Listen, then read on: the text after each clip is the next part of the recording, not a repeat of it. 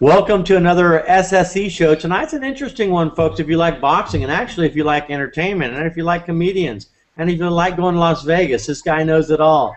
Stephen Lott, the president of the Boxing Hall of Fame. We're going to get to him in a moment. I want to thank everybody that shows up. Great folks that always show up. Anthony Ramos, thank you. Wave. All right. Diana Ridley. Keith Knox, he's going to be showing photos tonight, so he can't wave.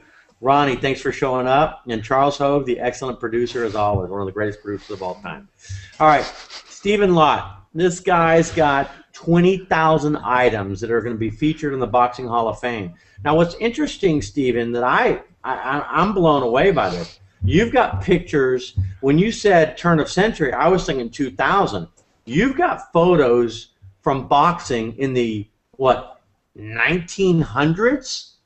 Tell us how you got involved in boxing. How did you get all this stuff? Tell us a little about yourself. Well, thanks very much. Basically, the company I worked with was called Big Fights Incorporated. The owners of the company managed some great fighters, but in addition, they were in the business of buying fight films. Every fight film from the turn of the century, from 1900 through 2000. Ali, Lewis, Dempsey, Marciano. It was wonderful watching, editing the films all day. In addition to the films, they collected thousands and thousands of photographs.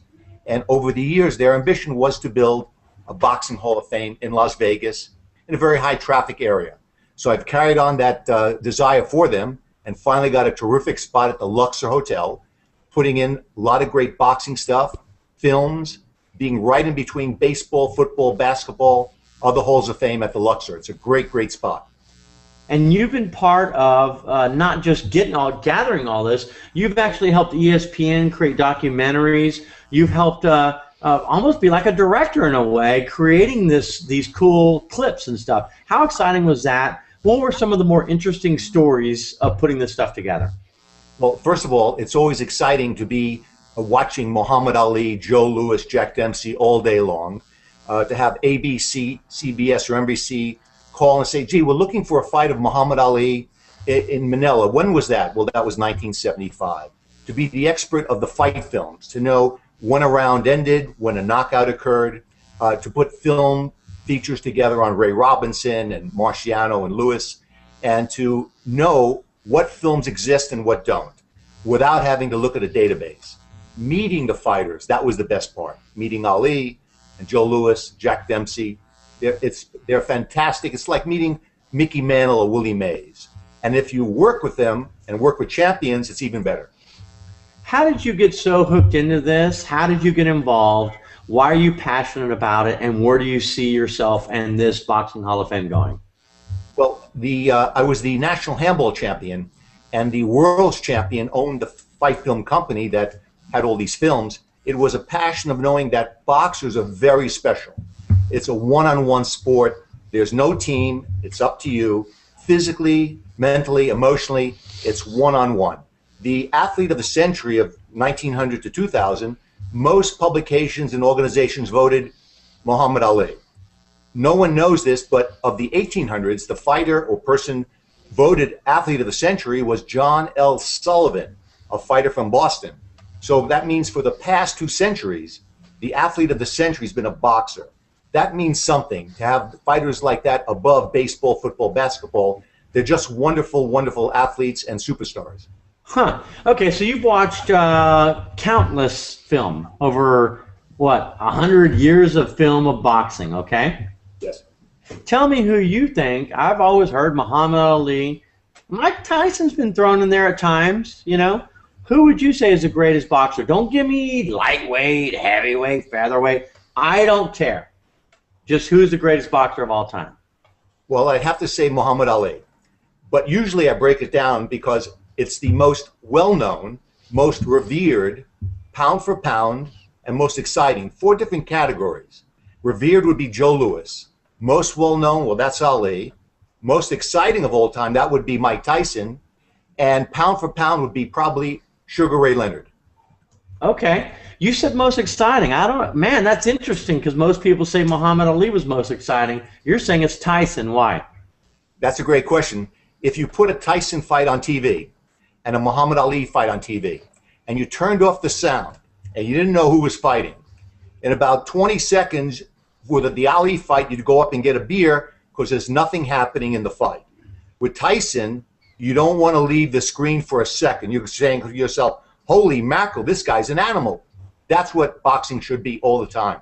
If boxing was like that more and more, people would not be watching baseball, football. They'd be watching boxing. And for everybody watching online and everybody in this hangout, be watching Keith Knox. He's going through a lot of interesting photos that you've gathered over the years. There's one right there, Muhammad Ali. What is that one all about? That's Muhammad Ali in 1963. He was a very big clowner, and he was going to fight a guy named Archie Moore, very old guy. Muhammad Ali always liked to use poems for his opponents, and this one, I can see it's small, says more in 4. He liked to use say when his opponents could get knocked out. All right, Ronnie. Ronnie's got a question from the gallery. Ronnie, go ahead. Yeah, my question's about promotion. Why do you think that when boxing is promoted the way it is, it makes such a big impact for the name of the boxer? In other words, a boxer is more famous than a whole team, necessarily.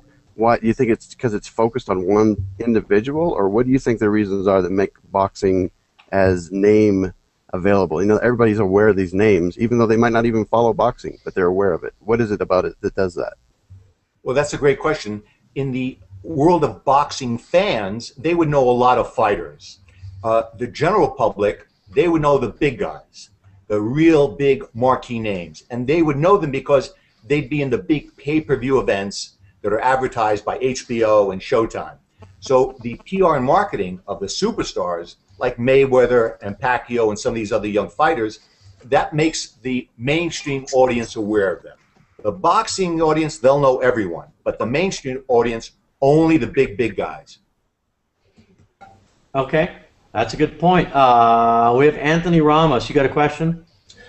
Yeah, going back to all the famous of the past 100 years, what do you think was the most exhilarating match of like the past 100 years? Exhilarating is a tough one. That would be Hagler fought a guy named Tommy Hearns in 83, 84. I remember that fight. Yeah. And that fight is considered probably the most exciting fight of all time. The most dramatic fight of all time is also considered the most dramatic sports moment of all time. That was Joe Louis in 1938 defending against a German, Max Schmeling. Considered the most dramatic sporting event in history. World War II, Nazi, who had beaten Louis 2 years prior. But when an event in boxing is big, it's big. It's really exciting. Why do you think, okay, here's the thing about boxing, okay? Why is it so exciting to see two guys beat each other up? I mean, people always ask that. Why is that? Well, that's a good question.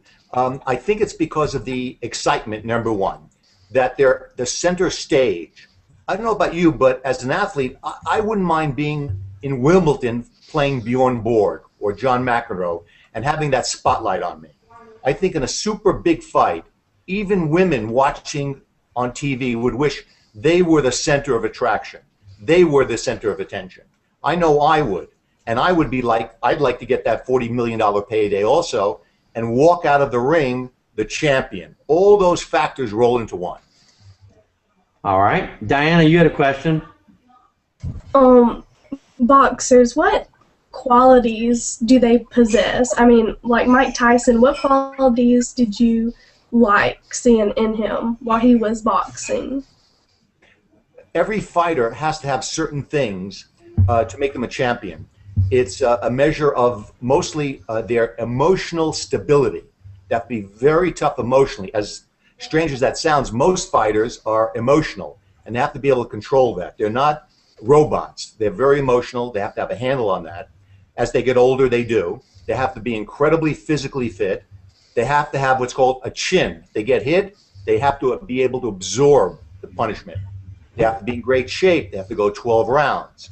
You need a little bit of everything, and the guys usually, a great expression was, will always triumph over skill. And in boxing, that's usually the case. Even if a fighter is very talented, a fighter with better will, more heart, will win in that fight.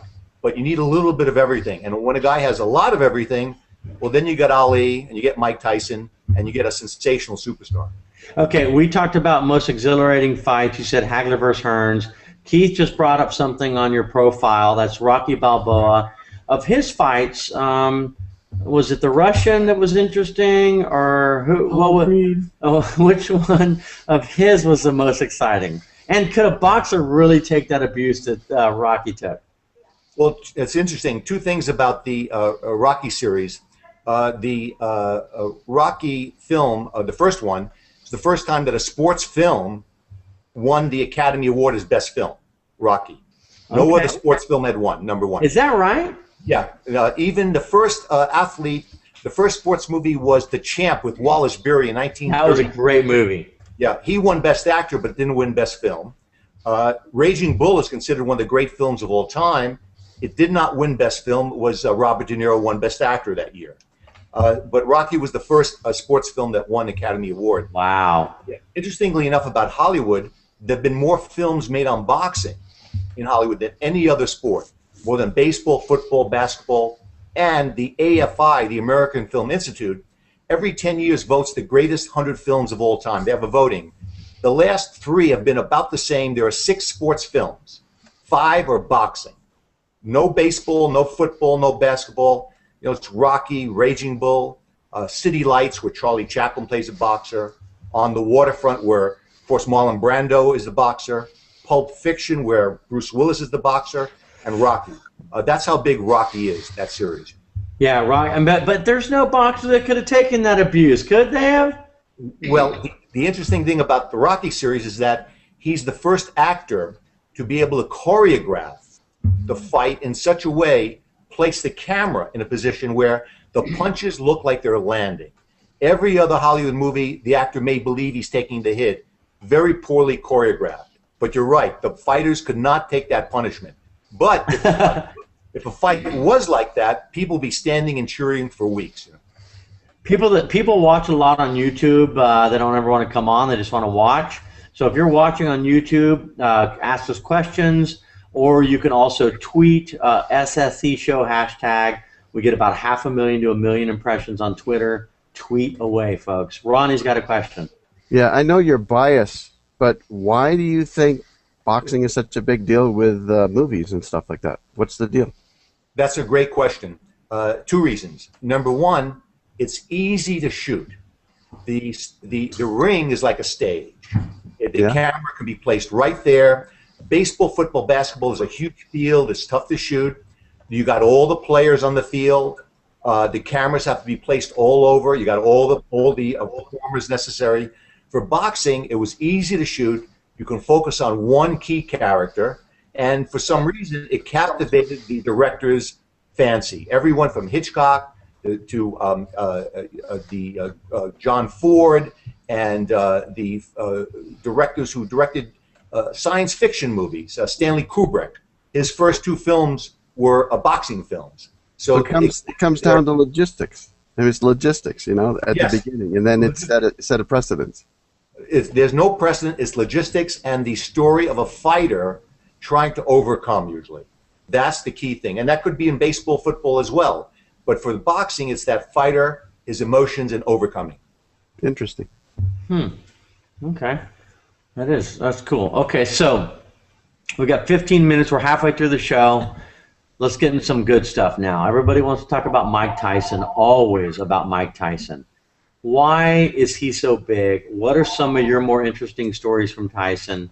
You hear things, I mean, biting ears, the stuff, you know, all the prison, all that crazy stuff.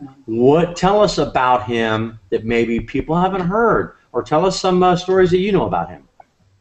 Well, number one, the roller coaster ride of his life, going from where he was in Brooklyn as a street punk to 1986, 87, 88, being voted the world's most popular athlete, commercials on TV, hired to do spokesperson roles by the New York City Police Department, FBI, the DEA, then the downward spiral, way down back to prison, Then coming back up again now to Hangout and the iPhone application, his one-man show, that spectrum, that roller coaster, I don't know if any human in the history of the planet went through that. And nothing around Mike happened by accident. It was all carefully, calculatingly planned. Customato, Jim Jacobs, Bill Caton, the original group, steered Mike in the right direction, resulting in him becoming a hero. Don King, Robin Givens, calculatingly, to steal the money, put him in a hellhole. Nothing happened by accident.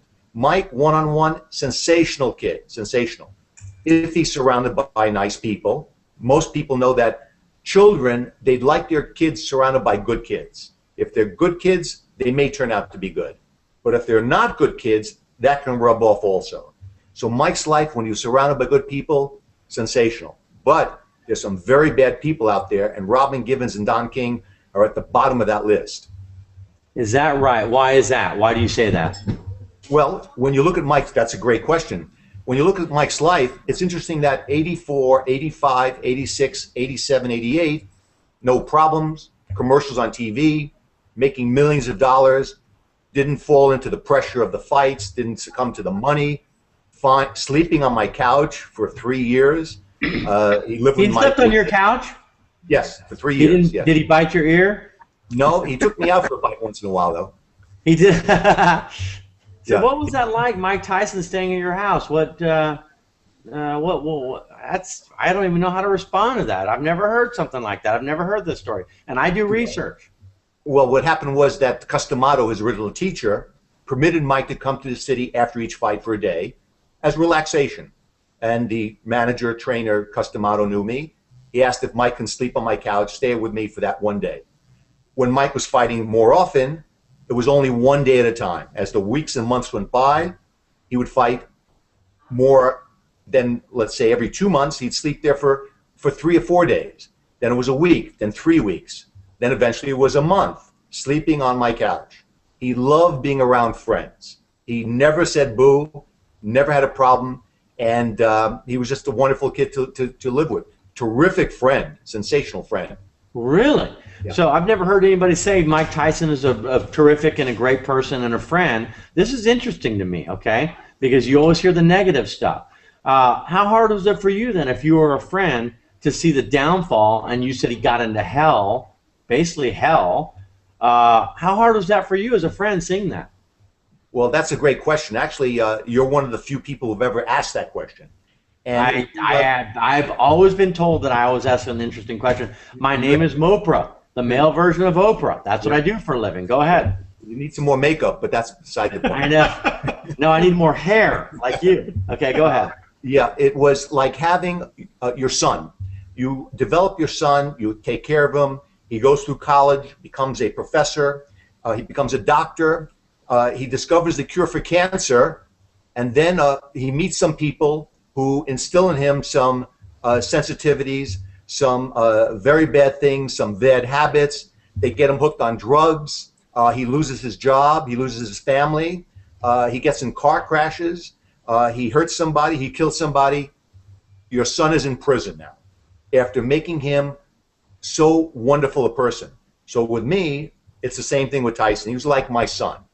And seeing him in that hellhole with 1992, 93, 94, the prison, it was very painful. It was very painful, even to today. So when I see him in the old glory days, it's wonderful. But I know that he suffered tremendously during that time period. It hurt me a lot. Wow. Okay. Then how about him now? Okay, we've talked about him great, him horrible. What about now? What's he like now? How's his mindset? When have you recently talked to him? And what kind of things is he going through? Well, Mike now is getting better and better in terms of his emotional stability. He's getting happier. It's tough going from where he was through prison, the ear biting, all that stuff. It's not like, remember, he can't disappear when he goes out to buy a cup of coffee like you and I. If something happened in our lives, people really wouldn't know what we did. With Mike, everywhere he went, he could hear people talking about him. That's not something you dismiss if you're emotional. If you're human, you pick that up, you don't like it. It bothers you.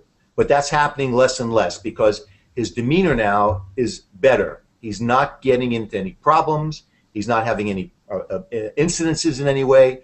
The more and more he conducts himself like this, he'll be more and more happier, and that's why he's getting these opportunities with the Hangover film and the one-man show and the commercials he's doing. So he's getting happier. It's good.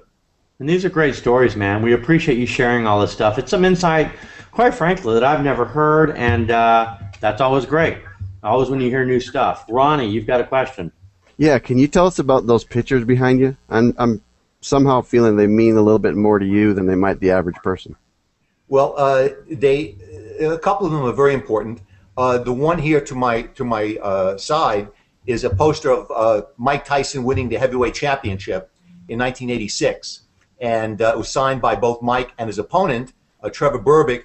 Berbick died about 10 years ago, so wow. too many autographs from him. Right behind me is a great shot of a documentary feature on Muhammad Ali. Doesn't look quite like Ali, but it's a little bit. Which one is that one? Do you mind pointing to that one real quick? Right, I'm going to move it like that. Right behind me, right here. Okay. That's Muhammad Ali. Okay. Okay.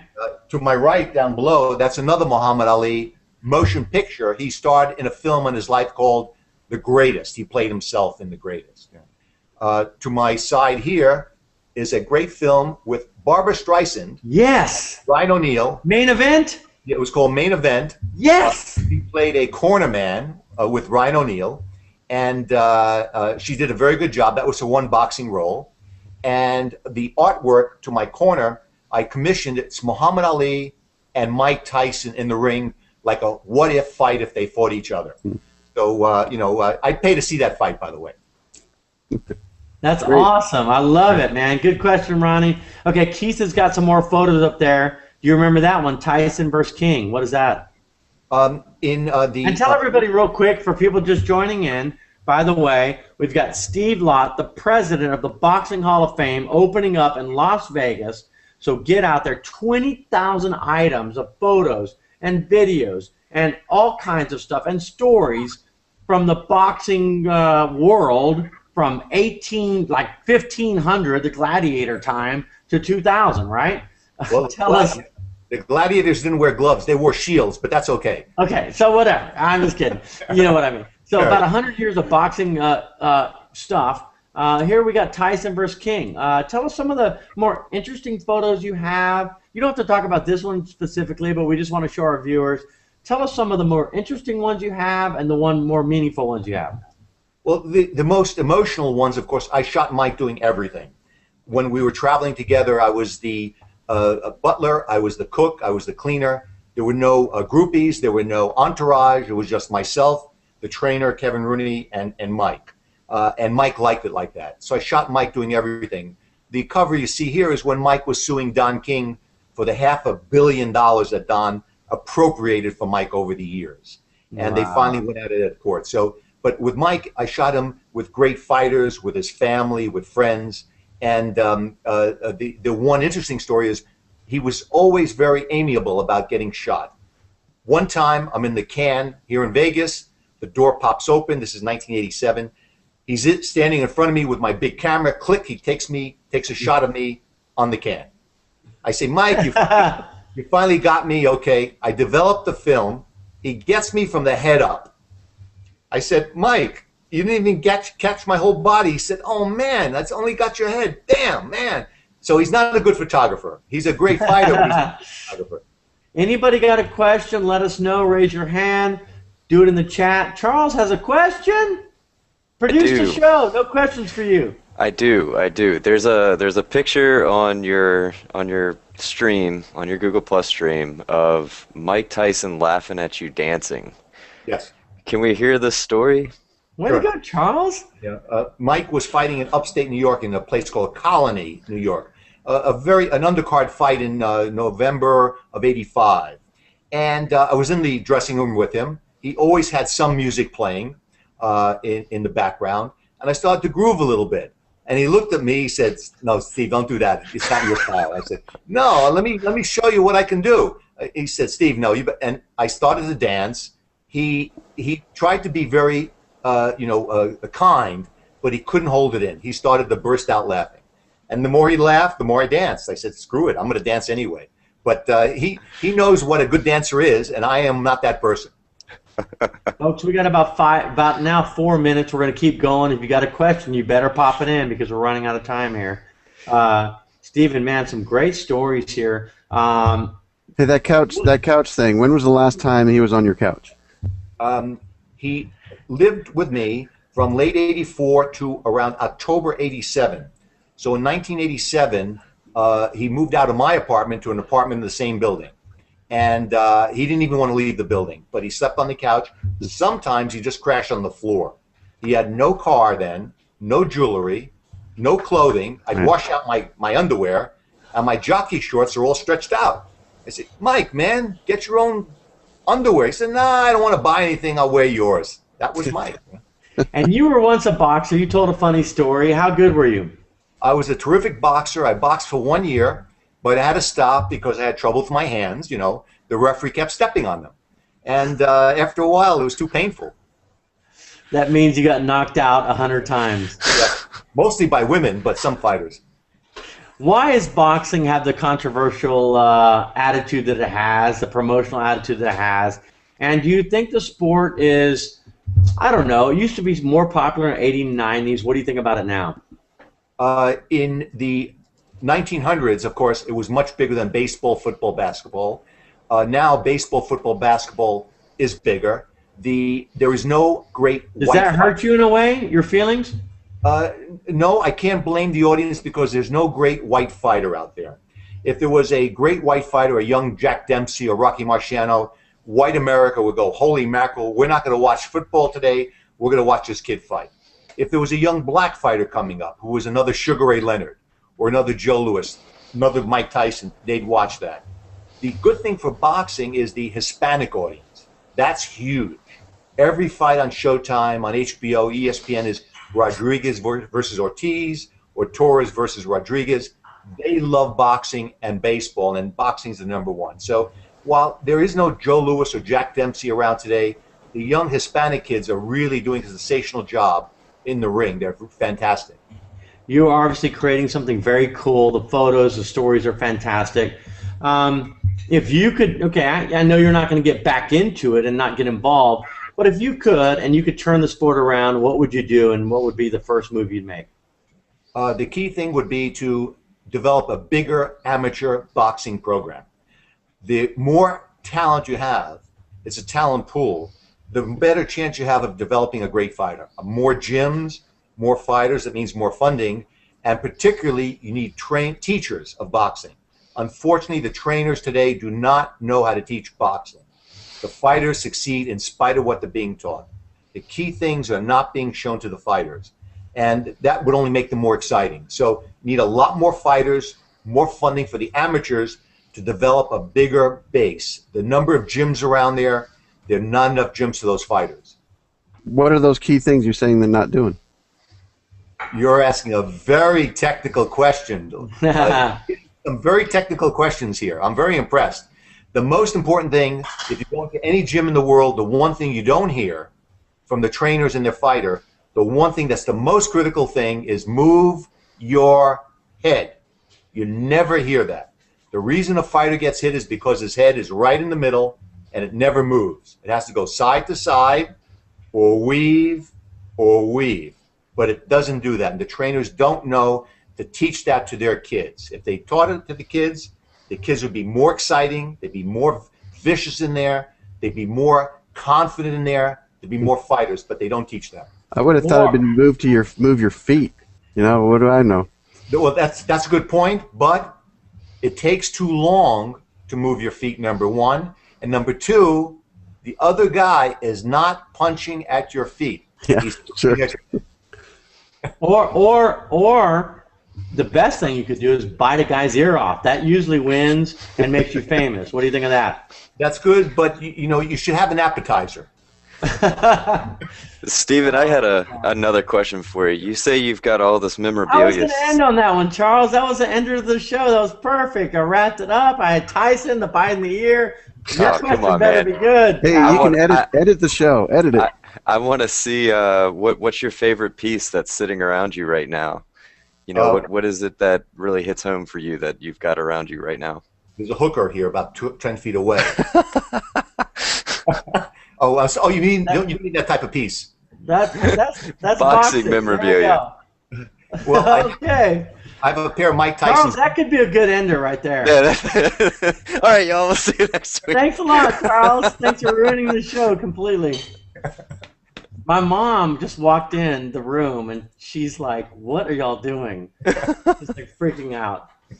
Okay. So you say you had a pair of Mike Tyson's? I have some Mike Tyson's boots from his fights, his shoes. And I used to keep all that stuff. It was great. A lot of it is at the Hall of Fame. Some trunks, some shoes, hand wraps, mouthpieces. That's very rare for boxing to have equipment because boxers use the same stuff over and over. Football, baseball, basketball, uniforms by the galore. Bats, uniforms, jerseys, everything. You see, one football player has hundreds of things that he wears over his lifetime. Boxers know because there's so few fights and they wear the same thing over and over. Very rare. Stephen Lott, president of the Hall of Fame, Boxing Hall of Fame. Tell everybody where they can go, what they can do, what they can see, and where this is opening up and how exciting it is for you. It's probably a lifelong dream, I mean, for all the stuff you've collected. Wrap up the show here. Tell us about it. Well, hopefully, when you're in Las Vegas, you get a chance to come to the Luxor Hotel right on the Strip. On the mezzanine next to the Titanic and Bodies exhibit will be a sports attraction called SCORE, Halls of Fame, baseball, football, basketball, NASCAR. Within there, the new Boxing Hall of Fame. To be next to baseball and football puts boxing in a wonderful light. It's a great trip and a great experience at the SCORE attraction at the Luxor. Anthony Ramos, Diana Ridley, Keith Knox, Robert Hanlon, Robbie Binzer, and of course Charles Hoke, thanks for joining me, and of course Stephen Lott, really appreciate your time. Some interesting stories, some great comments, and good luck with everything, and let's keep in touch. Thanks. Thank you so much. Thank you. Take care, everyone. Bye.